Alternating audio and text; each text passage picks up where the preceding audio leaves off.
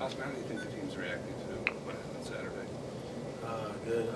Obviously, Coach has a 24-hour rule, so, I mean, after yesterday, we put it behind us and moved on to Arkansas and just learned from what we did. How was your disrespect? I mean, I thought it was pretty good. The leaders tried to bring more energy, motivate more people, just kind of have more presence in practice. You feel like guys responded to that? Yeah, I mean, as a leader, I feel like I just tried to motivate more people.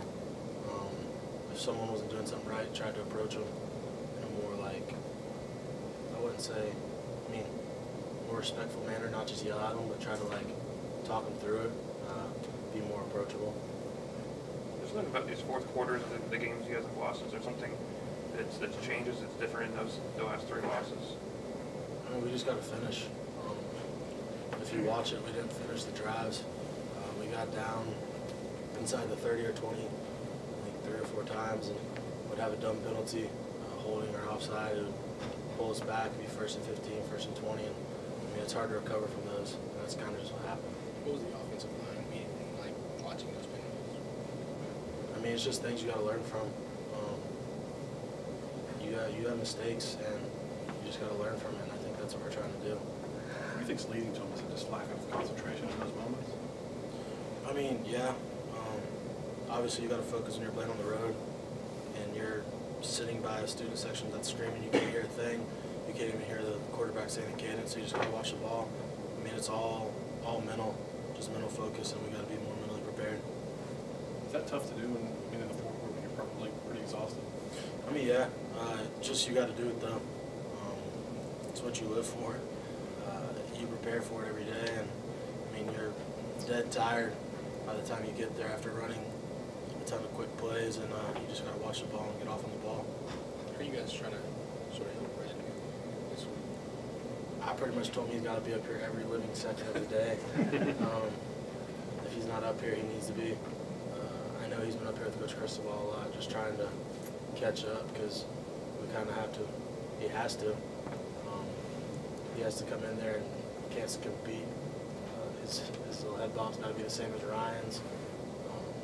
Just got to have the same calls and same presence as Ryan. I think Ryan will be up here with him, helping him?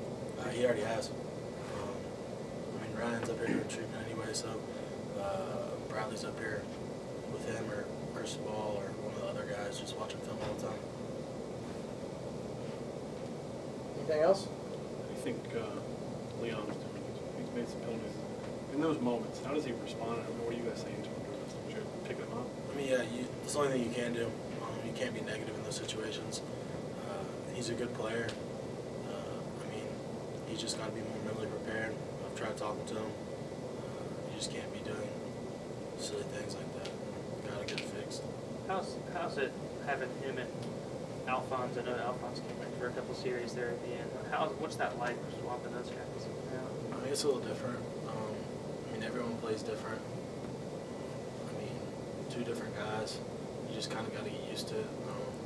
It was weird at first during camp and stuff, but I kind of got accustomed to knowing how each guy's play, so it doesn't really bother me anymore. How tough is it for a guy like Bradley to come into that kind of situation? You know, just being on the sidelines for 3 quarters, maybe not making a difference. Pretty much it sucks. You haven't played, you're not loose, you've sat through the whole game. Hardly ever gets reps with Blake, so he has to pretty much in split second have to learn how to snap a ball to Blake, get focused, get loose, just all these things in a matter of time. When you were in that situation a couple of years ago, how did you stay focused on the game? To me, it was hard. You just got to stay in it. Coach always preaches that a sideline has to be in the game because you never know what's going to happen. A shoe could come off and you have to go in. You just got to be listening to everything whenever Coach Cristobal's on the sideline going over an adjustment. The 2s have to listen, everyone has to listen.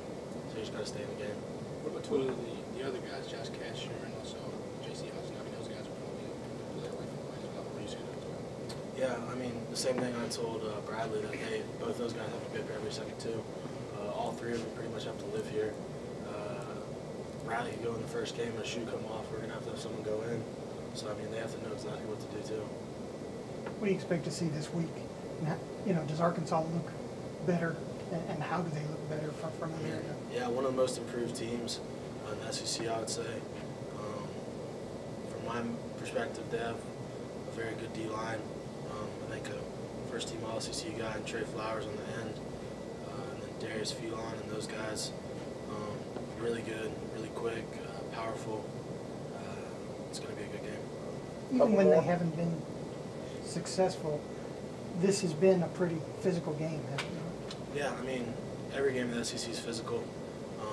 That's just what this conference is about. That's what everyone wants to strive to do, is just play physical. But they've improved so much that I think it's going to be a good game. Anything else? Thanks, Ship. I got a really weird left field question. Have you ever listened to an Alabama game on radio? No. Okay, never mind. I mean, I've heard bits and pieces. But, I was going to ask you, is it something special hearing Eli Gold? yeah. Yeah, so, like I said, way out of the field.